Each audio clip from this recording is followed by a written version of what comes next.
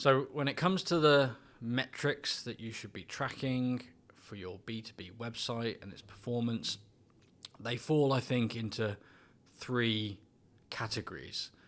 The critical ones, the essential ones, the ones that are, I think, by far the most important are going to be traffic, number of visitors and sessions to your website, high intent conversions, visitors that go on to fill out a form that indicates their intent and interest to purchase, pipeline value generated from those conversions, and ultimately revenue. And those things are, above all else, the ones that matter because they align you with your desired outcome with your buyer's behavior.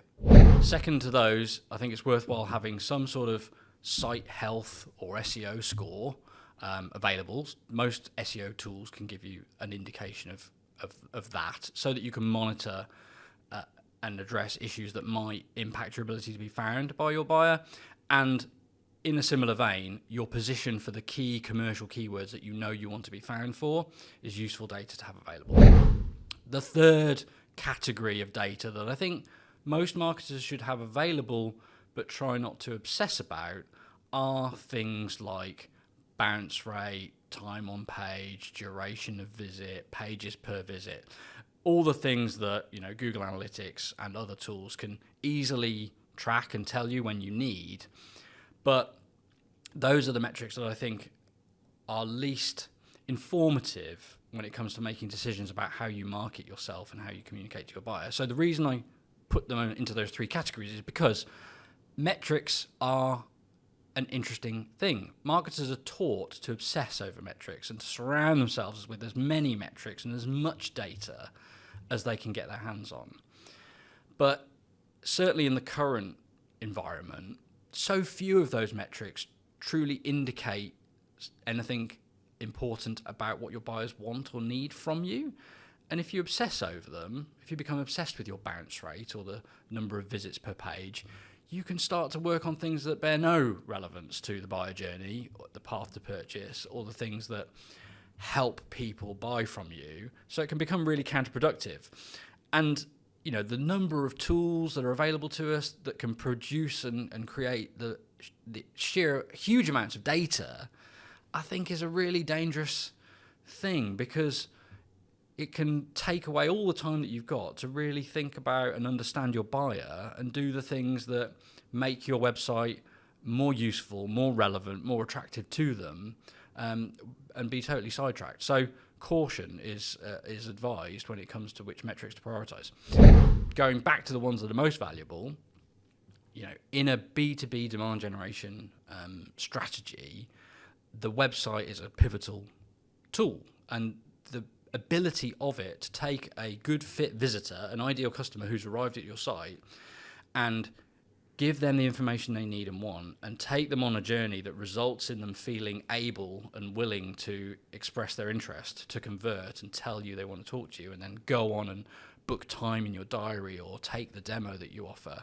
That is the thing that's critical to the creation of pipeline, and that is the thing to optimize, and that's the thing to obtain metrics that help you inform your decisions about. Performance is, of course, important in B2B website marketing, and it's important to know that your website performs adequately.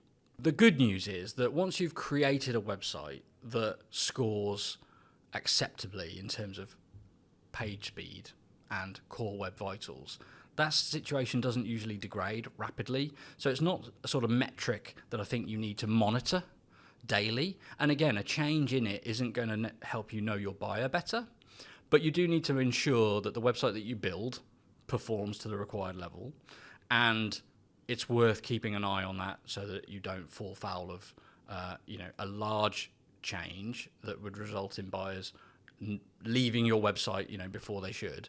But it's not a metric that I think is a guiding light in terms of B2B marketing. It's one of those also have it available so that you can use it when you need it, but don't prioritize that because it isn't aligned to the buying journey that we're all trying to optimize for. Bounce rate's an interesting one. It's not unusual for a marketer to approach an agency with a brief that says, reduce our bounce rate. But I find it really interesting because the irony, I suppose, is that if you're doing really good content marketing, you're creating a good quantity of good quality content that people are discovering in search, the bounce rate on that will be very high. And that's actually fine. A 90+% bounce rate on content that you've created to educate your buyer is normal, to be expected, and is fine. So if you're doing good B2B marketing, I would actually expect bounce rate to go up rather than go down, which is counterintuitive to a lot of what marketers are told about their website. So I suppose you've either got to split bounce rate in two, which is look at bounce rate on your core website and bounce rate on your content as separate metrics, but nobody does that. Or forget it altogether and obsess over creating the content that your buyer wants and needs to make a purchase and focus your energy on that. When it comes to bounce rate on homepage and services pages, they are what they are in my eyes. I create content and I create sites that I believe align to the interests of the buyer, and then I iterate on those and refine them. I don't use the bounce rate as a directional, I don't use bounce rate as a stat that directs my energy or my attention. I use my other metrics that I have available, the things that I observe happening in the outside world, and my knowledge of the buyer to guide me. Because again, bounce rate is it's a byproduct of the work that we do. It's not a driving force in the work that we do. We get the bounce rate we deserve in some respects, and it's more important to create the content that you believe your buyers need, because your bounce rate, whether it goes up or down, is not going to tell you what you should create or why. So when it comes to metrics, the absolute number one things to track and monitor are number of visitors you're getting, the traffic you're getting, and from which source, by the way. It's important to analyze this by source. The high intent conversions that you're getting and the conversion rate from visitor into them.